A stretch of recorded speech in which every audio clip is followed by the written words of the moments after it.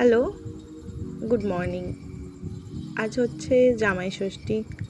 আমি উঠে পড়েছি, এই দেখুন আরেকজনকে তুলছি, কিছুতেই উঠতে চাইছে না। যাই হোক, অনেক সাধ্য সাধনার পর ফাইনালি উনি উঠলেন।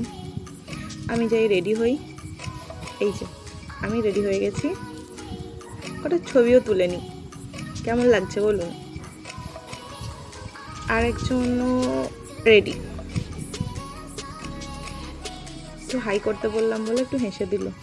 এই যে আমরা চললাম এবার আমার বাবার বাড়ির দিকে, খুবই কাছেই, তাই চলেও এলাম। আর দাদুর সাথে ওর গল্পও শুরু হয়ে গেল। এই দুজনের ভীষণ বন্ডিং। এই যে আমার ভাই আমাদের দেখে রেডি হচ্ছে, জামাই বসে পড়েছে তার আপ্যায়নের জন্য। সামনে যে খাবারের থালাটা দেওয়া হয়েছে সেটা দেখে ও গুনতে ব্যস্ত যে কতগুলো মিষ্টি সেখানে। এই যে আমার কাকিমা চলে এসেছে, ওকে এবার ফোঁটা দেবে, আশীর্বাদ করবে, দুজনকে উপহার দেবে। এই সুযোগে আমিও পেয়েছি উপহার। ওইসবই চলছে এখন।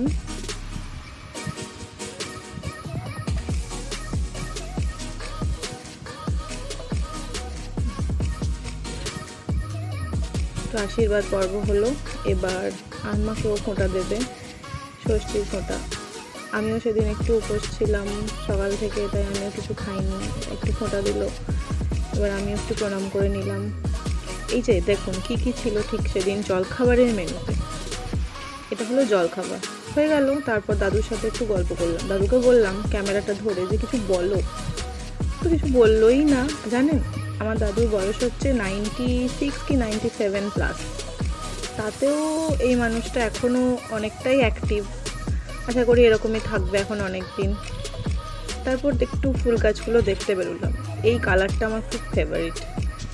এই যে ফুল গাছগুলো, এক গাছ রঙ্গন ফুল ফুটে হয়ে উঠেছে। ছোটোবেলা থেকে এই গাছটা দেখে আসছি, এই সময়ে পুরো গাছ ফুলে ভর্তি হয়ে থাকতো। আর কিছু গোলাপ গাছও আছে, সেটাতেও একটু আধটু ফুল এসেছে দেখলাম, সেগুলো একটু ঘুরে দেখছিলাম। এই যে এই গোলাপ গাছটি, একটা সময় অনেক গোলাপ আসতো এক গাছ করে, তারপর এটিকে টব থেকে তুলে মাটিতে বসানো হলো। এই যে আম গাছে আম প্রায় শেষ, কাঠবিড়ালিতে অর্ধেক খেয়ে নিয়েছে, আর এই কটি মাত্র পড়ে আছে। কাঁঠাল ও ইঁচড়ে সব পেরে নেওয়া হয়েছে। এই একটি দুটি আর তিনটেই আছে কাঁঠালের জন্য। তারপর এই যে আমার বাড়ি, পুরনো বাড়ি, মানে বাপের বাড়ি, লেবু গাছ, এগুলো সব ছোটোবেলার স্মৃতি। একটু ঘুরে দেখছিলাম, যদিও বাড়ি খুবই কাছে, প্রায় রোজই যাই, তাও সেদিন একটু ঘুরে দেখছিলাম। এই যে এরকম ঘর কি এখন আর দেখা যায়? আমাদের এদিকে তো প্রচুর আছে। এখানে আগে রান্না হতো, এখনও হয়, কাকিমা করে। তারপর ভাই একটু বেলের শরবত বানালো, সেটাই খাওয়া হলো। তারপর চলে এলাম সোজা রাতে খাবারের জায়গায়। কাকিমা ভাত বাড়ছে আর ভাই পিছন থেকে দেখছে সব ঠিকঠাক হচ্ছে কিনা, ওর তদারকিতেই সব চলছে। জামাইও চলে এসেছেন, তার সারাদিনের ব্যস্ততা সেরে।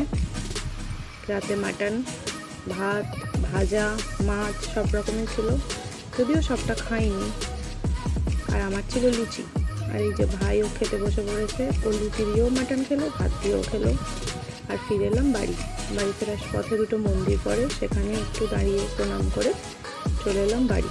এখানে জামাই ষষ্ঠী শেষ না, পরের দিন আছে মামার বাড়ি, সেখানে যেতে হবে। তাই স্কুল করে পরের দিন যাবো মামার বাড়ি।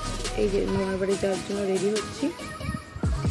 আমি তো রেডি সবসময়, আমি আগেই রেডি হই। আমি জাস্ট একটু লিপ বাম লাগিয়ে নিয়েছি, আর কিচ্ছু করার নেই। আর একজন জাস্ট বিছানাটা একটু পরিষ্কার করে তারপর রেডি হবে। চলুন চলে যাই। চলে এলাম আমার বাড়ি। এই যে দিদা আমাদের আপ্যায়ন করতে ব্যস্ত হয়ে পড়লো, আর ইনি তো সবসময় ফোনেই থাকেন। বোনও দেখছি খাবার বাড়তেও মাকে সাহায্য করছে। মাইমা সবটা নিজে একা হাতে করেছে। এই যে মাটন, বোন বললো মাটনটা দেখাতে একবার।